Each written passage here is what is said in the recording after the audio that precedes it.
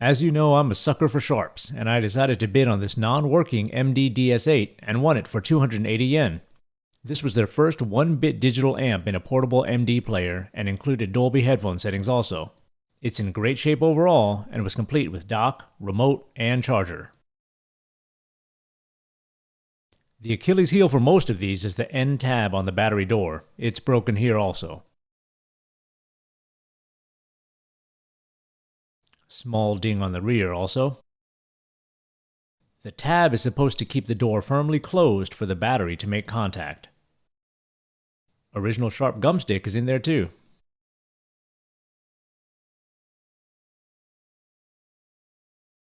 Let's dock it and check some power options.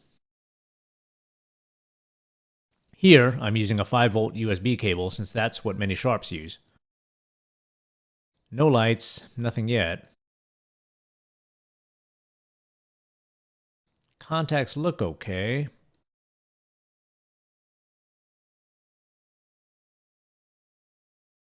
Let's try a newer battery.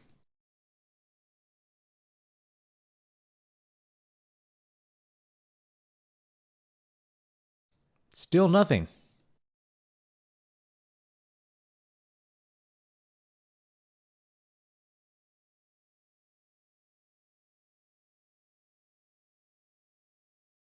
Let's put that aside for now and start troubleshooting.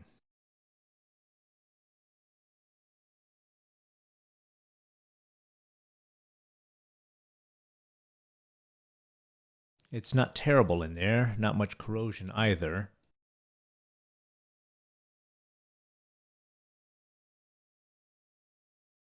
We'll do a quick vinegar then alcohol cleaning, but it doesn't look like it's the problem.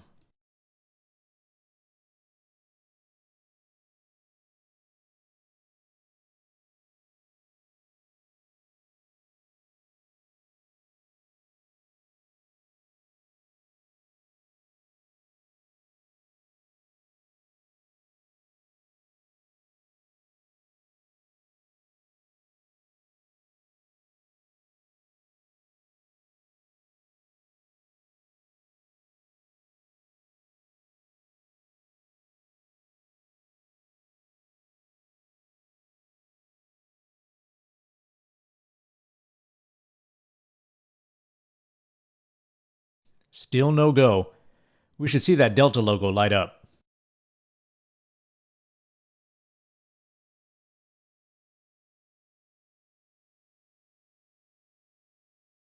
Let's carefully move the sled over and see if it moves back.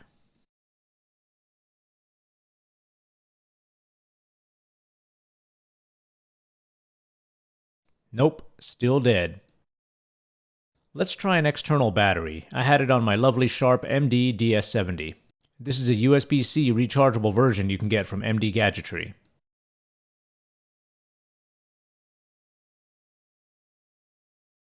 Just screw it on.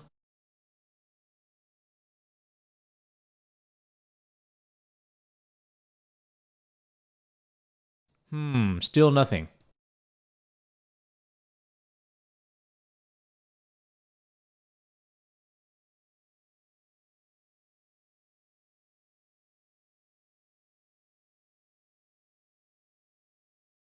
I'll test with a disc real quick.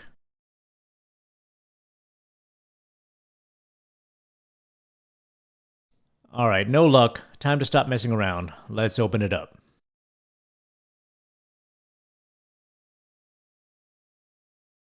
I already know this is an annoying one from previous ones. A few screws outside, then more under the plastic trim.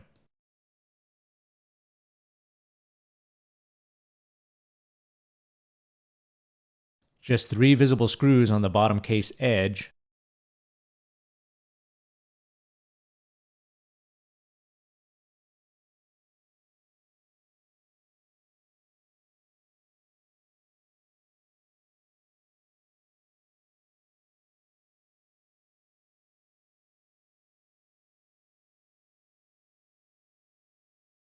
And 2 on the rear.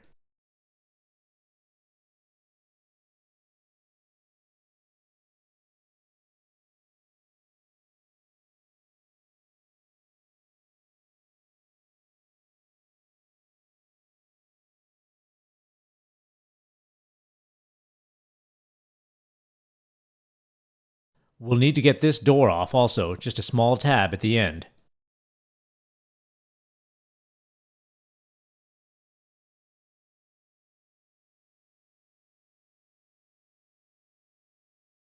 Now we'll need to take off the top lid and then dig deeper. 2 screws, then unhook towards the other side.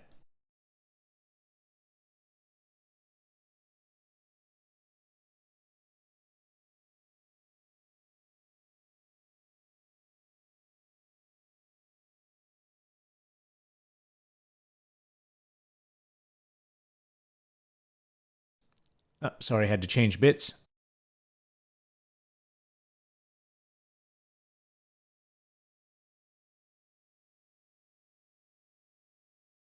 Okay, we don't want to pull this part of the arm out. We just need to gently unhinge towards the other side. Oh man, it's dusty inside.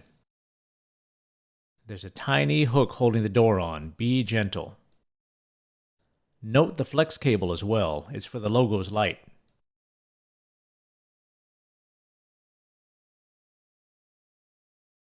It looks worse in person. It's full of lint and dust.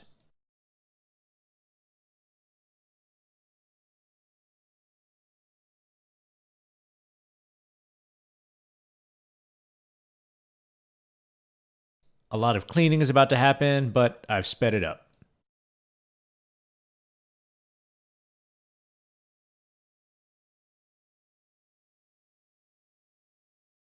Again, we want to keep this inside clean so nothing gets into the laser, the disc, gears, etc.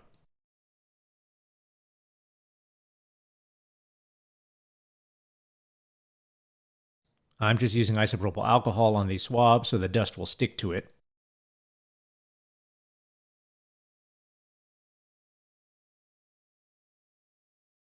I just want to get the worst of it out of the way.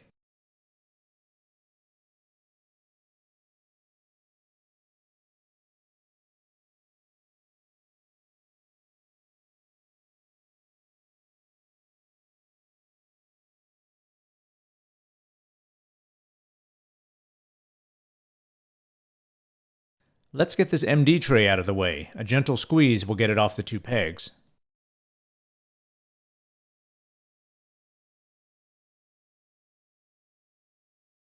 This arm really wants to get out of there, so let's loosen this corner screw.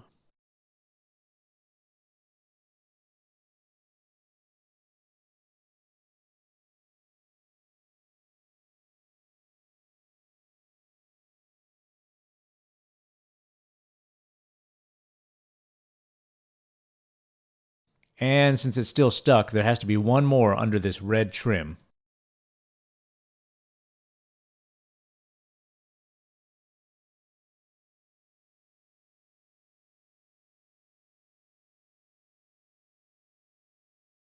Lift up gently on this eject lever side since it's hooked on with a thin lip.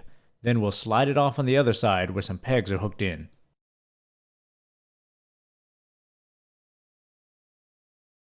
We'll put that aside. Note the eject slider sits in the trim.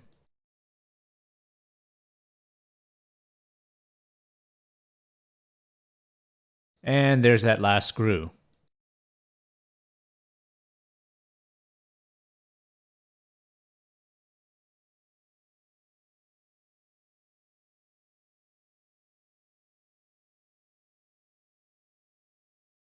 So now we can take that arm up and out of the way. Still pretty darn furry and dusty. We'll need to clean that.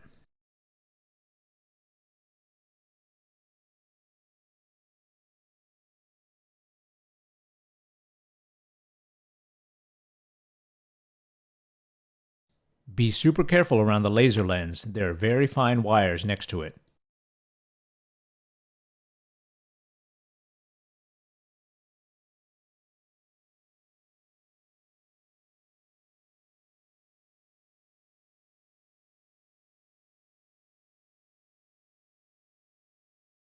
Okay, more screws that were hidden under that red trim.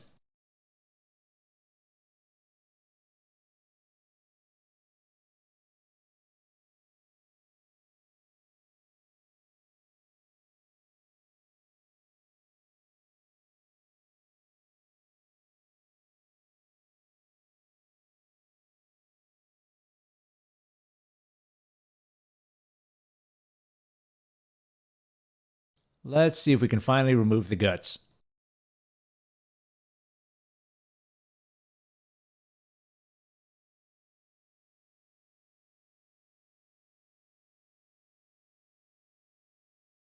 Okay, lifting gently from near the laser sled works, but be careful, there are two flex cables still connected.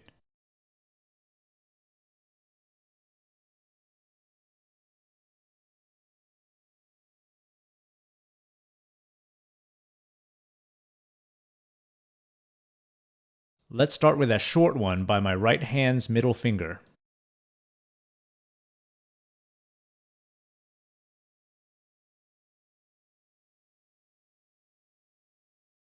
You can't see it, but it's not a new connector. Just slide the fastener away and pull out the cable. Once that's loose, we can see the laser sled is connected on the underside of the board, so we should be able to remove the whole thing.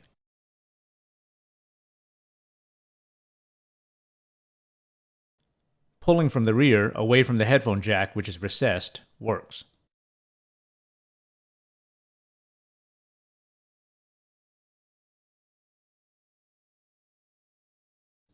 Okay, let's unclip that laser sled cable.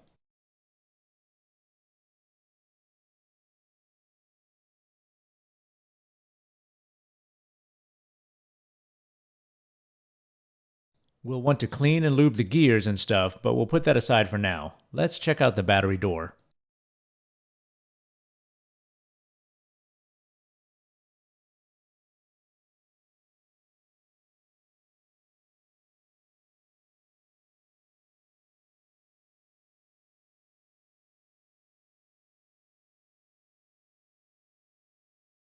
The LED for the front lid is soldered onto the board, so we'll leave it.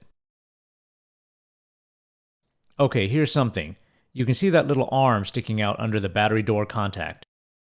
That arm is supposed to be touching the sides for electrical connectivity. Well, it was so frail I guess I broke it off. It wasn't touching properly anyway. These internal contacts are very clean. Each manufacturer had different ways to maintain connectivity around the door hinge, and this one was a fragile one.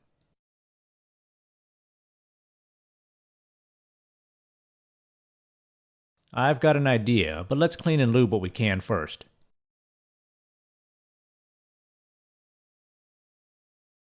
Cleaning the back of the laser isn't necessary, obviously, but if I see dust and lint, I want to get it out of there.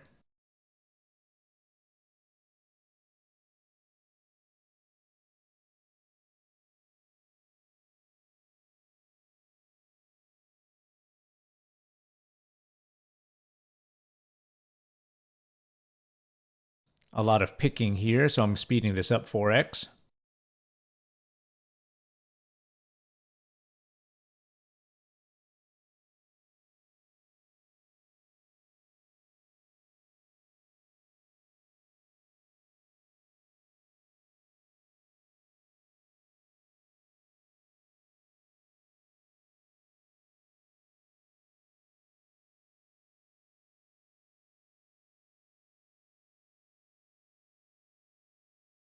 Once that's done, we'll use our standard white lithium grease to get the gear shaft and sled rail.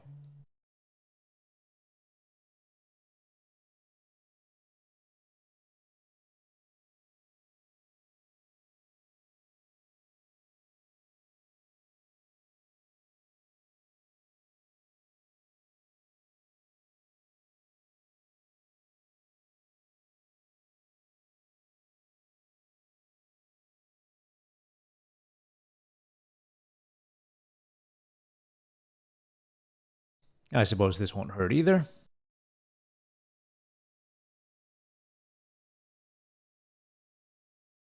Okay, so let's get this back together.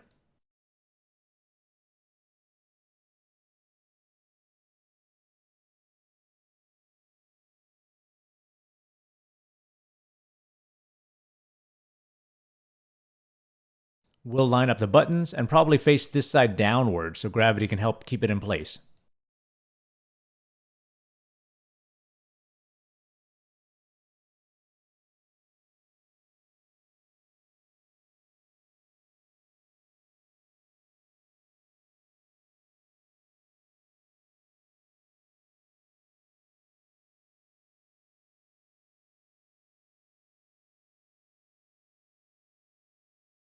Let's get this laser and motor tray back in place.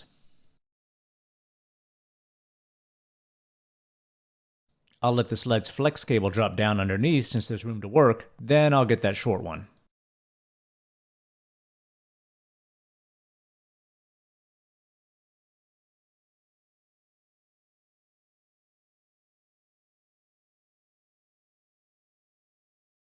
Just slide the clips back in.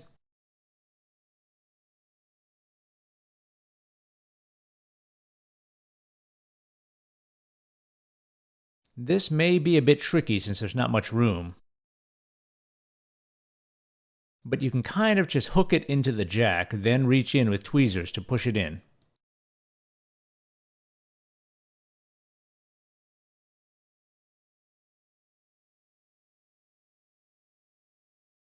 I can just barely see through the slot that it's in the right place.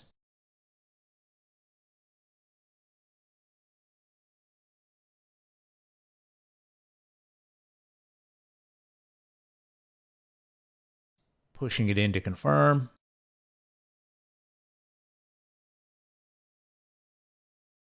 Looks good, so I'll slide the clip down.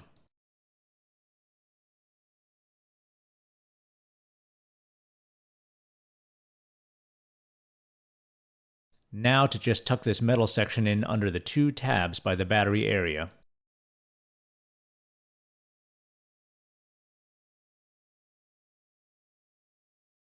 If these charging contacts get in the way, make sure they're seated properly first.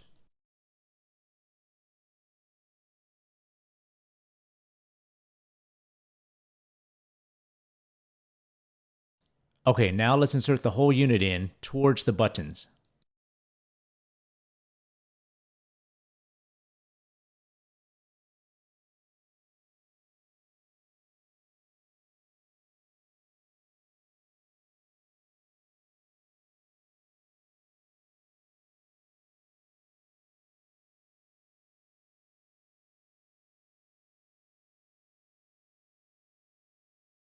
Sorry you can't see it, but the front panel has a recess for the headphone jack. Just make sure it lines up and you should be good to go.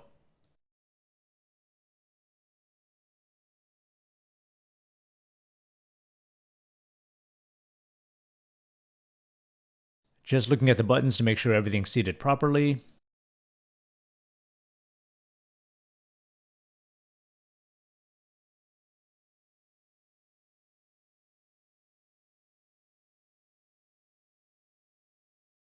Everything looks fine, so I'll gently push down to get everything seated.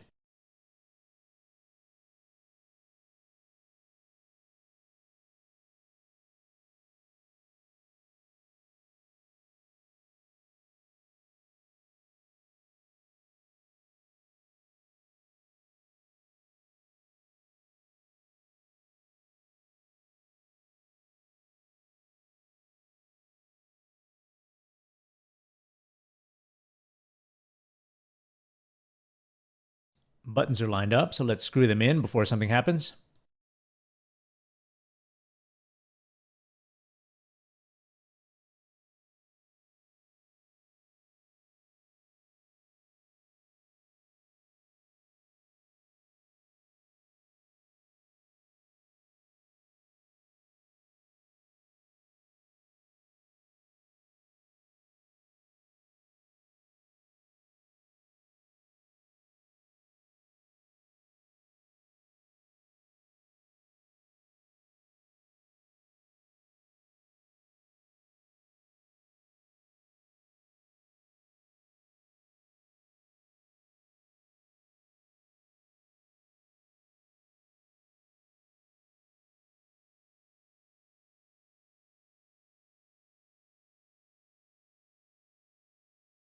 Let's check how the eject slider lines up with the bottom arm.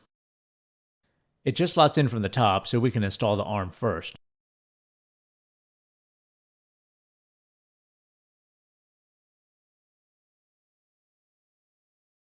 So this arm basically drops in and is secured by the one screw by the eject slider and one in the corner.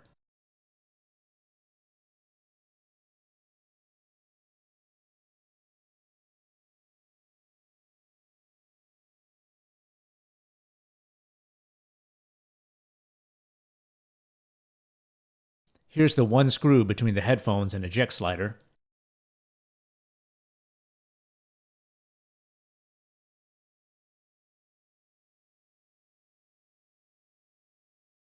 That arm will pop up, but that's okay. It's held in by the front screw. Let's get the trim back on.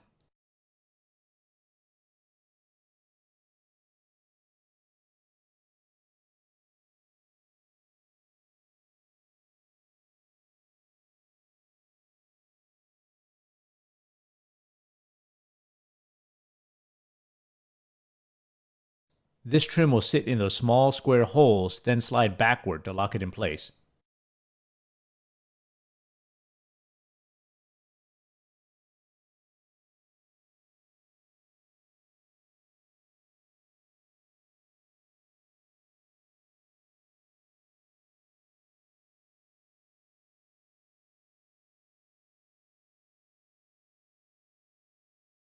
I'm trying to line up this last square hole by the corner.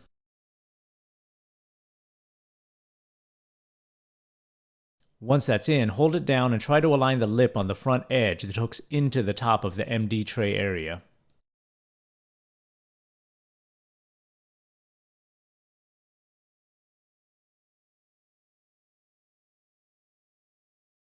Now for that one screw in the corner. Sorry it's off camera.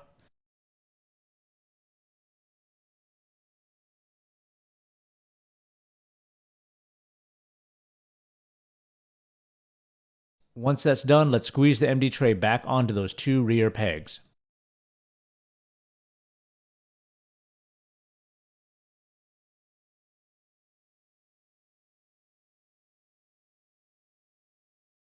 Just a gentle squeeze to bend the tray into a slight curve.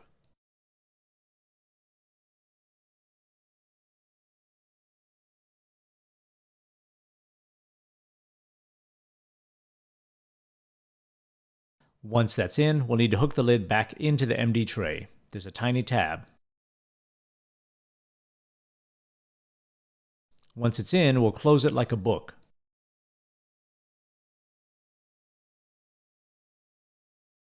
Need to make a bit of space here.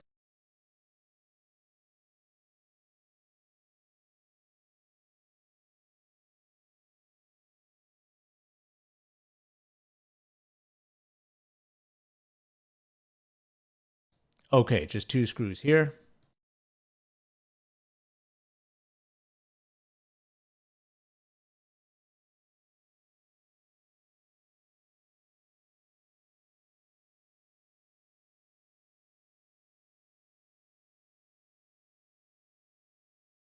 Now back to the battery door. I'm going to get some copper and try to jam it into the actual hinged part to keep connectivity.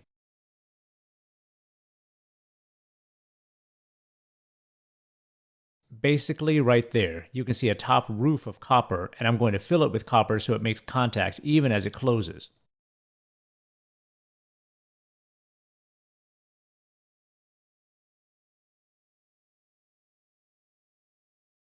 I've stuck a battery in, and now we'll test. Looks good. Better than before, at least.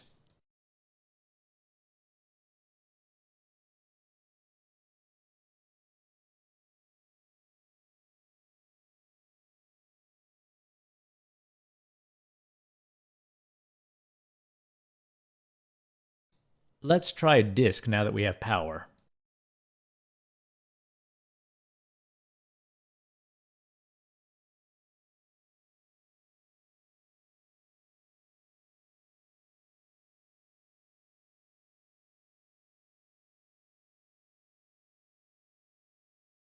Talk read.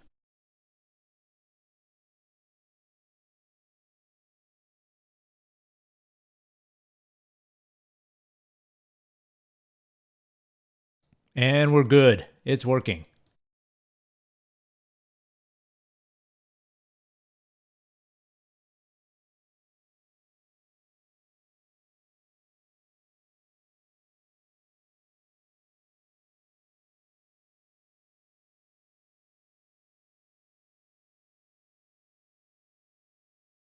So here you can see the temporary fix. I made this copper into an L shape, so it's always touching the hinge and the battery.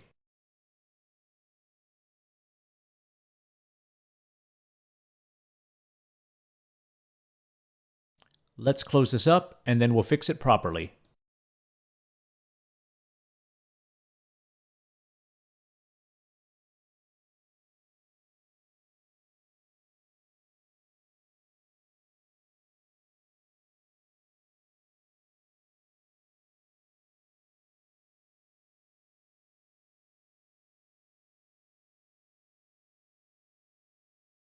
Okay, let's use this real copper like we did in that Panasonic video. I'm going to jam it into the top of the hinge where there's a little shelf and test it.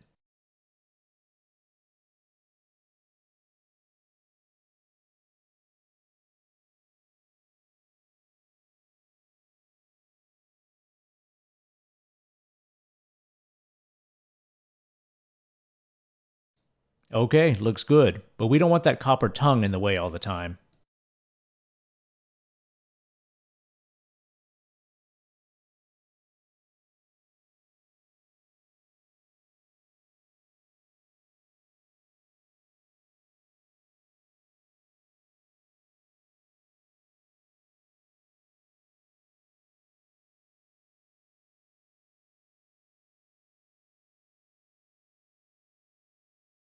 After lots of testing, it really just took a tiny bit of copper to keep the connection going.